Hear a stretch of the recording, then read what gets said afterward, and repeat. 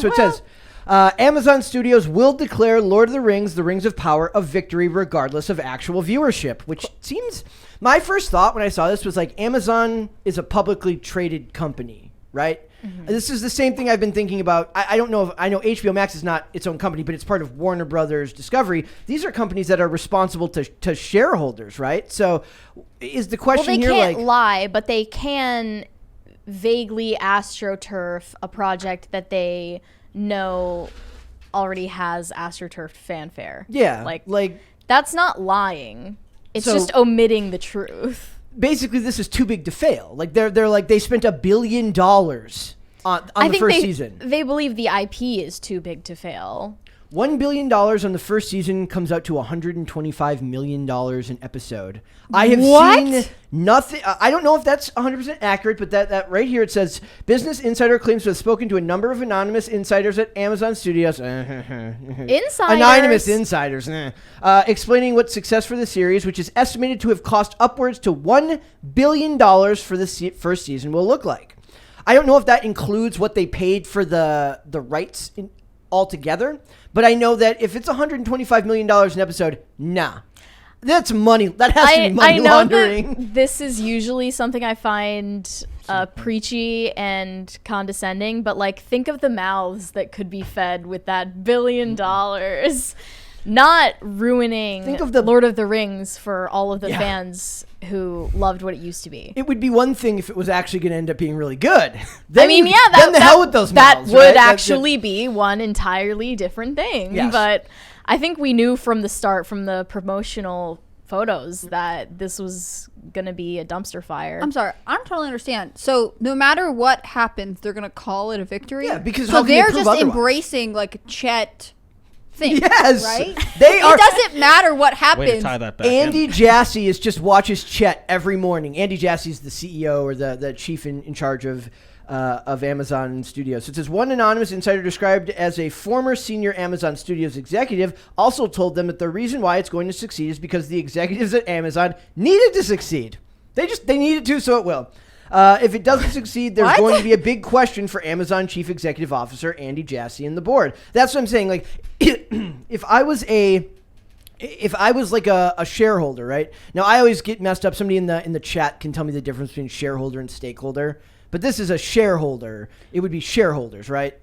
I mean, just off the cuff, I would assume shareholder means they literally own shares in the company, where a stakeholder could be someone who's invested in it, but it's not necessarily a public company. So if you're a shareholder in Amazon Prime, or in Amazon, which has Amazon Prime, don't you have a right to know what the actual numbers are that are being produced so that the company can justify spending that much money further? Yeah, I mean, maybe they're just using hyperbolic language to talk about the PR standpoint of the response to the show. Yeah. You know, not faking the numbers. No, that's not what I'm saying. Or I'm saying hiding the numbers. Yeah.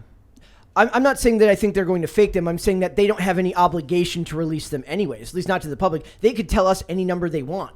How would we know? It's not like it's publicly available information. The financial record? No, however well it does on Amazon Prime. Are you judging this based on how many new subscriptions you get? Because that could be for. But are the shareholders entitled to that information? I feel like they should be. I feel like if you're a shareholder, in their financial reports they would include an overall. Like I don't know if they report the company separately, right? So like Amazon in general will put out some kind of report to its shareholders overall. Yeah. But I don't know how much they separate out Amazon, the buy stuff at 2 a.m. part from the Amazon Prime versus the studio. I'm sure they have numbers. Sorry, look, I'm cutting Carter off. Sorry, you triggered a moment that I had with a mini segue. Go for it. It's totally out of context. We don't. It's Friday. It's frenetic Friday. Go ahead. Okay, it's one time. It's funny. Just thinking about Amazon. I once was on my way home from a bar, and some dude was riding a mini Segway, or a Segway mini, like in the street, and he like... Oh, you meant like an actual Segway? Yeah. I thought you meant like... No. Hey, from now on, I only demand Segways about actual Segways. This is a Segway in every sense of the word. Anyway, I rode it. It was cool. It was like magical. He's like, yeah, this is where to get one. And so I got on Amazon and ordered it.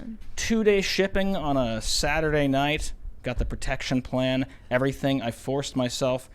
I knew I was going to wake up and regret this decision, so like I made it as difficult as possible. Long story short, I had to cancel my credit card. Oh. But I couldn't afford a See, Segway Mini. I feel like that is what Amazon is born for. Like Right. Amazon saw their model and also was like, but the QVC and that late night shopping, they know what they're doing. They're like, I'm picturing like it's like the board meeting right before the start of the new quarter, and he's like, all right, I want you to picture this. It's a house. It's a family. They're sitting there on their couches, and they're all shopping on Amazon Prime as they watch Lord of the Rings, Rings of Power on Amazon Prime. But that's a reality. It's creepy. I mean, I do miss when it was about selling books. well, I have a like list I remember of like that. Yeah, see, I have like a list of Nerdcast. 25 books I want to buy right now, just because like over a couple months I'll collect them. But I feel like the most efficient way to buy them would actually be ordering them on Amazon. But I don't want to endorse Bezos, so I don't know how I'm going But to you do buy it. things from Amazon. I don't buy things from Right? Amazon. You No, don't, I ever. don't. No. We have, I had it for a while, like because it was convenient. I used to order when I would move mattresses that came in the boxes Yeah. to Amazon from Amazon because they would just show up on your porch, and I never had to like figure out how to get a truck. Like there is a purpose for Amazon. I understand why it got so big. I just think it's crazy they can be like, well, no matter what, we win with this $1 billion series. Well, this is my favorite part. The alleged executive added, if we can't take this piece of IP and make it successful, why is Amazon Studios even here? It has to succeed. There's no option. They literally did everything they So- could to not make it the way it should be made, and then now are complaining about how they have to succeed. This is not... The funny thing is, making this is not hard.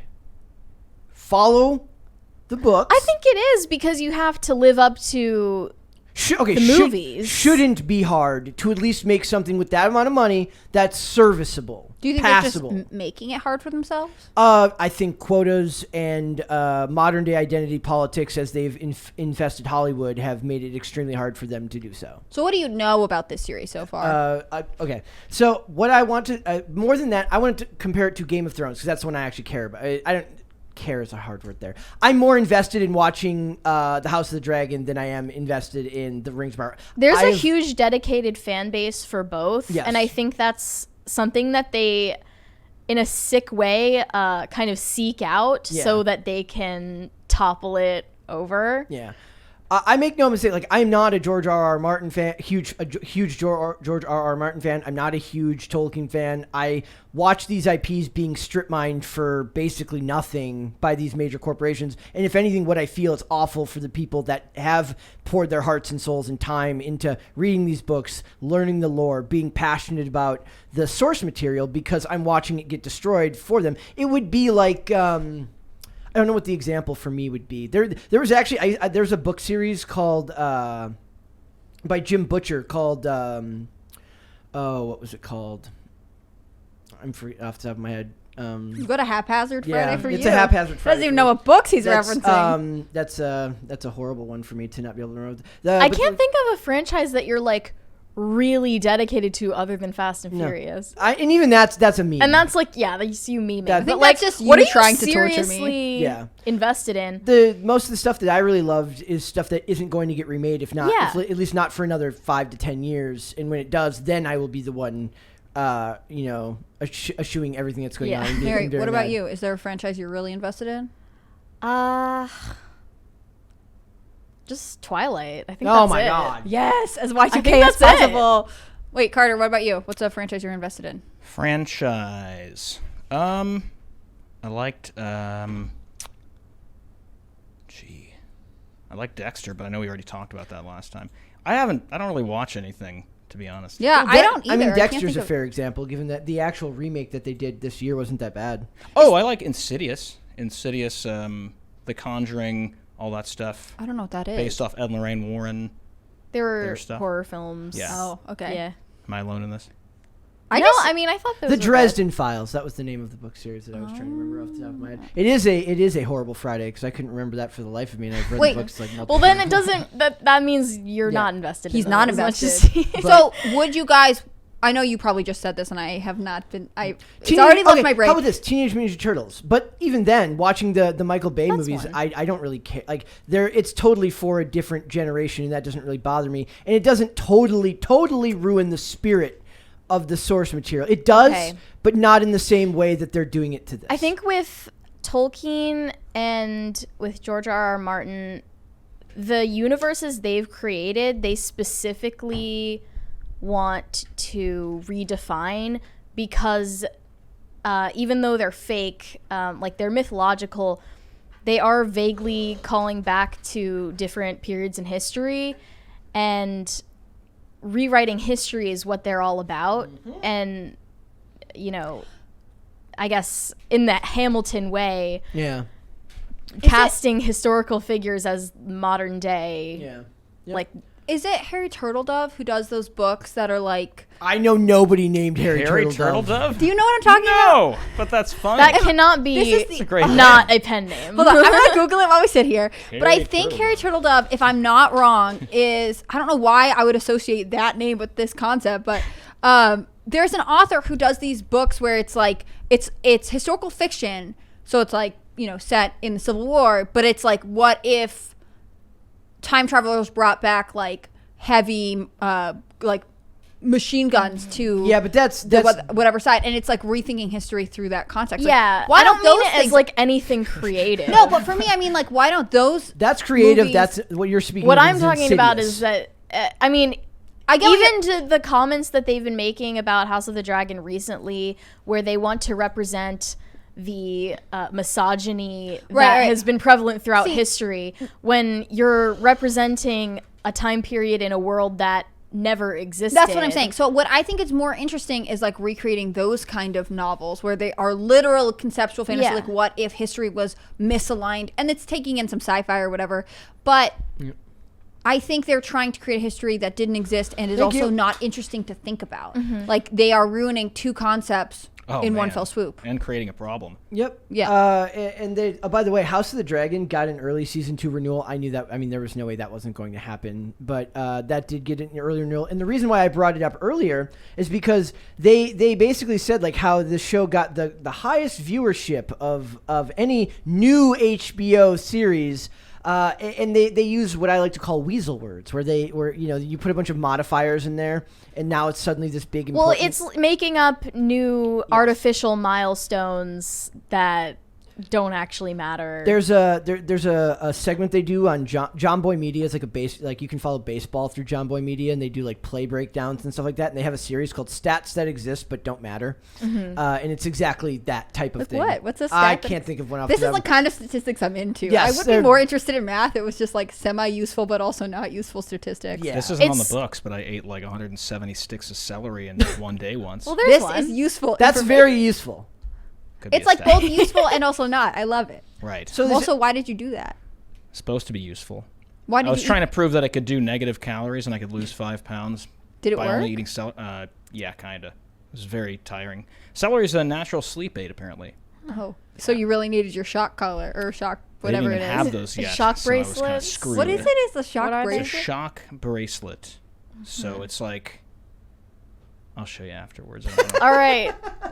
Great. So there's not a whole lot of like I would say that the Lord of the Rings. I don't know if I buy that the hype is not real, because I also have to be careful that I'm in my own bubble of where I get my news and information from. So all the stuff that I'm reading tends to be on the negative side because it's from people that are passionate about the lore and feel that what they're doing to Lord of the Rings is bad. But that's where I get my information from, and I can understand that I'm not checking out more mainstream regular sites all that often. And when I do, like if you look at a CBR or any of these other nerd sites that talk about it, it always just comes up across as paid for written press. It's like 5 things people are looking forward to. Like no actual normal person makes a listicle unless they're paid to by a company.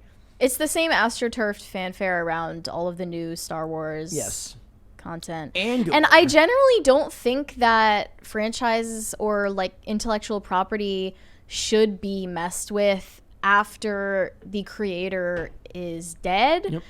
And it's, I think, even worse if they're alive, but they've kind of just checked out Well, and George sold Lucas it off. George Yeah, Lucas that's- sold it off. $4 billion. I don't like that. Feels slimy and it doesn't have good outcomes. Yep. So he sold Star Wars for $4 billion, if I remember correctly, to Disney. I think it's worth more. It probably would have. I mean, not anymore. It's not worth that anymore. It's worth negative that now. But I just I think like it's just disrespecting what you made and what it meant to people. Yeah. Yep. And Also, what was $4 billion undersell it like when that. he sold it? Like in today's money, what is $4 billion? That's Fair It was point. 2010, so I believe 2010. I could be. Don't fact check me on that.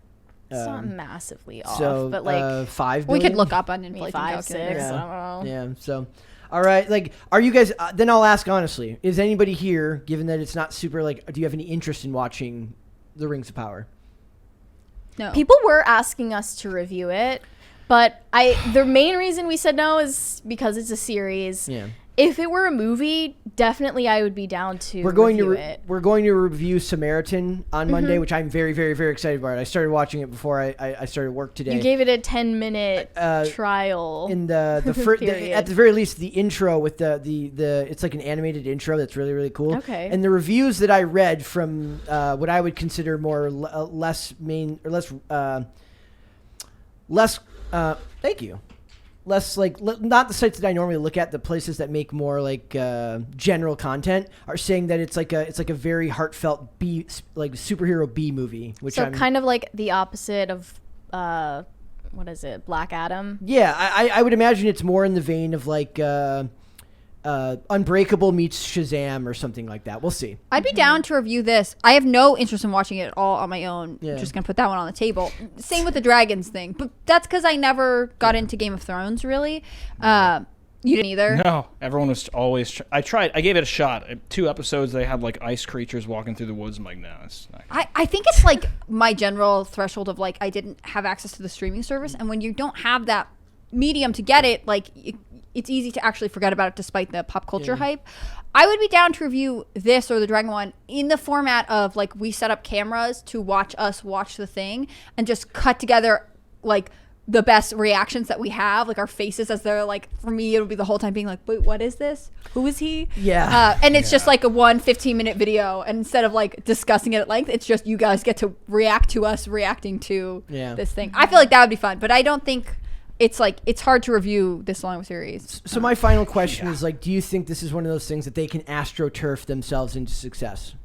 Can they You just can't by fake- brute force can they do this? No, you can't fake like real, like people really caring about something or like caring about a story. You can't fake that even on social media with bots. Like we saw that with Star Wars. There are tons of viral tweets that you can pay for. Then you don't think that it's possible that there are a wealth of Tolkien fans who are just remember The Tolkien fans don't want this and never asked for it and are, I think, disappointed with the outcome. See, I'm not 100% sure that that's not just a subsect, right? That there aren't people that aren't aware of culture war elements or what Amazon's doing to this on purpose, who are just kind of like excited about a new project, right? And they're blissfully ignorant of what's actually being done to it. It would be hard to gauge it off of the internet, you know? Yeah, Because first you have to find the people who are engaged with new releases,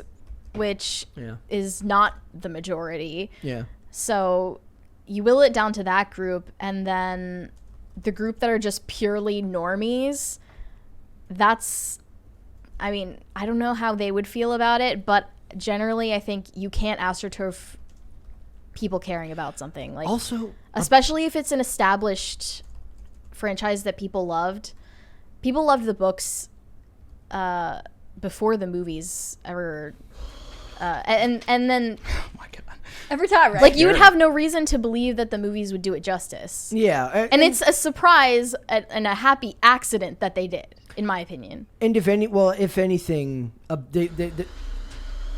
thank you. Thank you. $1 billion is very hard to like make your money back on, right? Mm-hmm. Like it's like maybe you cut that in half and you spend 500 million. Even that's excessive to me for 8 episodes. But It's weird because they're not like movies where like once you have a movie release, you kind of have the set budget and you know what you have to make back on because it's entangled in the rest of the catalog. Yeah. Like if this makes people sign up for their service and start using it more regularly, like maybe the $1 billion investment can be offset by the fact that people are then watching get hooked on the rest of their content. I just think that's too much. yeah. It's a lot. I of like money. them to learn the hard way that you can't just take an established IP and the credibility of like being Amazon And there will be none of the magic and run with it. There will be none of the magic that Peter Jackson brought into it through his care for storytelling, through his even just the lack of what I'm imagining, having not seen it yet. There won't be the practical effects that were there in the original that made it so interesting. So we'll see where it goes. Thanks for watching this clip, guys. If you want to see full episodes or follow us on social media, links are in the description below. Bye. Bye.